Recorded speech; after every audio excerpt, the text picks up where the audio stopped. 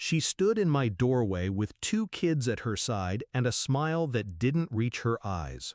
"We're going to live here," she declared, suitcase wheels rattling against my hardwood. I froze, keys still in my hand, the mortgage receipt folded in my pocket like a medal. 15 years of sacrifice, side jobs, skipped vacations. This house was mine. My safe place, my victory. And she wanted to turn it into her kingdom. Behind her, my brother lingered, silent, his guilt tucked into a nervous smile. My parents nodded approval, as if this invasion had been agreed upon without me. "It's family property now," she said. "You'll understand." But I didn't, and I never would. I used to like her. The first time I met her, she was charming. She laughed too loud at my brother's jokes, touched his arm like he was the only man in the room. I remember thinking, good, maybe she'll steady him.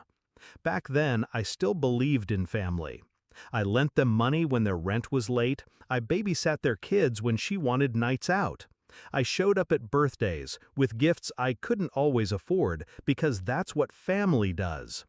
But she saw generosity as weakness. Every smile, every favor only emboldened her. The signs were subtle at first. Offhand remarks, "This house is too big for one person." Or, "Your brother works harder than you. Don't you think he deserves more?" I brushed them off. People say careless things. Families fight. But then came the whispers at family dinners, my parents asking, "Why not let them stay a while? You have space." That's when I understood.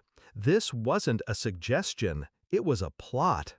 When I slid the last check across the bank counter and the clerk smiled, "Congratulations, your house is officially yours." I thought I'd won. But ownership on paper doesn't shield you from betrayal in blood. The night they arrived with their bags, something inside me shifted. Rage wanted me to shout, to slam doors, to throw them out with their luggage. But rage is clumsy. I wanted precision. So I let her step inside. I let her children run down the hallway, their shoes pounding against my walls. I let her place her purse on my counter as if it already belonged to her. And I smiled. Because while she was busy declaring victory, I was already building her downfall.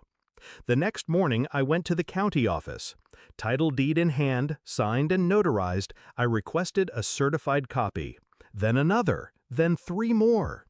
Paper doesn't bend to manipulation. Paper doesn't care about family politics. Paper answers only to the law. I filed a no trespass order, quiet and discreet, naming her and, strategically, not my brother. I wanted to separate them, force him to choose. At the same time, I visited a locksmith. By evening, every lock had been replaced.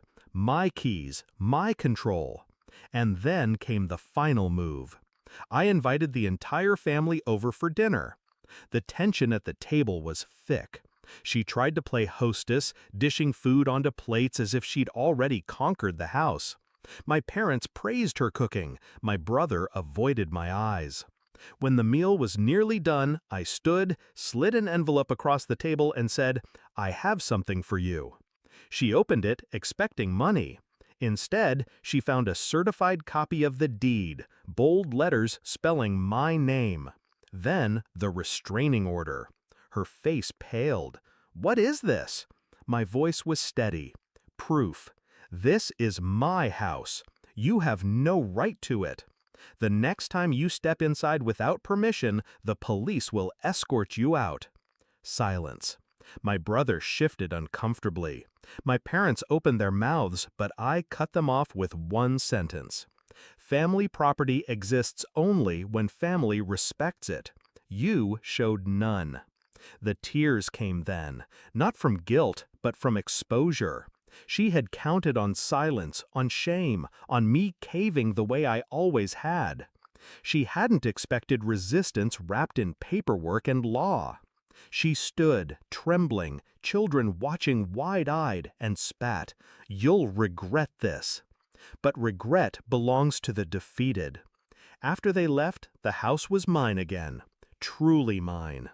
The echo of her children's footsteps faded, replaced by a quiet that felt like triumph. My brother called later, voice shaking, torn between loyalty to his wife and the truth he couldn't deny. I didn't answer. Some bonds aren't worth saving. I walk these halls now with pride. Every corner reminds me not just of struggle, but of victory earned through patience and precision. They tried to strip me of my sanctuary, my achievement, my freedom. Instead, I stripped them of their illusion of tower. Final reflection. They thought my silence meant surrender. They mistook kindness for weakness. But this house wasn't just walls and bricks. It was proof that I could stand alone. And the day they tried to steal it, I reminded them I am not theirs to conquer. This is mine.